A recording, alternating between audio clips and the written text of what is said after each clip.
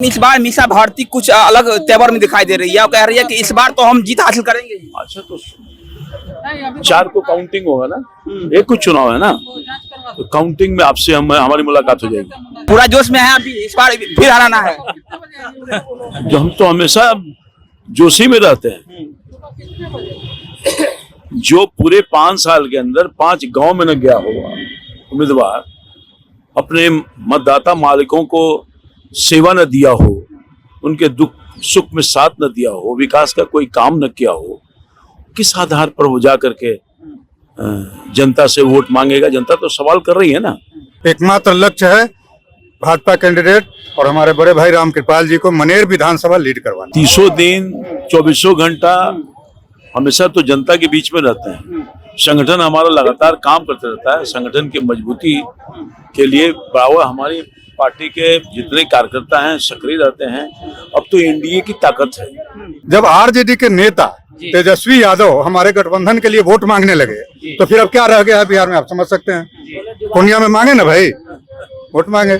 आज फिर बीजेपी में वापसी हुई है, पहले भी रह चुके हैं और आज वापसी हुई है। मजबूत करने की बात आपने कहा कि मनेर विधानसभा में मजबूती होगी और इस बार विधानसभा में चुनाव जरूर जीतेंगे। क्या कहेंगे आप, कितनी खुशी है? तो खुशी तो बहुत है और जो कहना तो मैं बोल भी चुका हूँ कि मनेर विधानसभा के भैया को लीड करवाना है।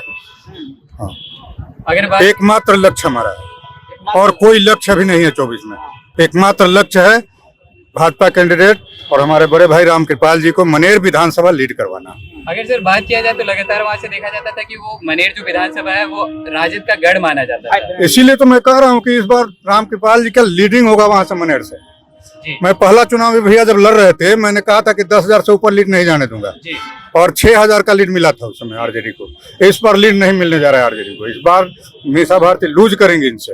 ये तो क्या लगता है सर कि इस बार एनडीए की तरफ से जो कहा जा रहा है 40 की 40 सीटें, तो क्या 40 की 40? बिल्कुल बिल्कुल बिल्कुल, तो एनडीए को 40 सीट मिलना ही है। जब आरजेडी के नेता तेजस्वी यादव हमारे गठबंधन के लिए वोट मांगने लगे तो फिर अब क्या रह गया है बिहार में, आप समझ सकते हैं। पूर्णिया में मांगे ना भाई, वोट मांगे। और भैया का कृपा है हमारा घर वापसी हो गया। मंगल पांडे जी मंत्री जी का कृपा है, इनका कृपा है, हम घर वापसी हुआ हमारा। लालू जी ने एक और बेटी को उतार दिया मैदान में। मीसा भारती तो लगातार हार ही रही थी और एक और बेटी को उतार दिया उन्होंने। अब वो उनका काम है, वो समझे, लेकिन जीतने नहीं जा रही है वो भी। छपरा, चूंकि मनेर और छपरा के बीच में सिर्फ गंगा नदी है, इस पर हम लोग हैं, उस पर वो है, इसलिए सारा इन्फॉर्मेशन मिलता है हम लोगों को। सारा संबंधी वगैरह हम लोगों का है वहाँ। जीतने नहीं जा रही है वो। रोहिणी आचार्य मतलब क्या कहना है उनके ऊपर? सर आप 2 मिनट आप कितनी तैयारी है, क्योंकि चुनाव काफी नजदीक है। तैयारी रहते हैं यार। मैं 30 दिन 24 घंटा हमेशा तो जनता के बीच में रहते हैं। संगठन हमारा लगातार काम करते रहता है। संगठन की मजबूती के लिए बराबर हमारी पार्टी के जितने कार्यकर्ता हैं सक्रिय रहते हैं।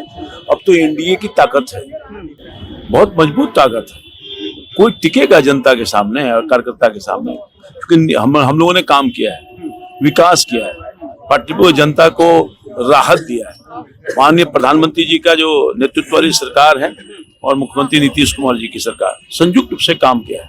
इसी काम के आधार पर, विकास के आधार पर, जनता की सेवा के आधार पर जनता ने 2 बार से मुझको अपना आशीर्वाद दिया है सेवक बना करके काम करने के लिए। इस बार पुनः उनका आशीर्वाद मिलेगा और सब का समर्थन मुझे प्राप्त है। लेकिन इस बार मीसा भारती कुछ अलग तेवर में दिखाई दे रही है और कह रही है कि इस बार तो हम जीत हासिल करेंगे। अच्छा, तो 4 को काउंटिंग होगा ना, एक कुछ चुनाव है ना, तो काउंटिंग में आपसे हमारी मुलाकात हो जाएगी।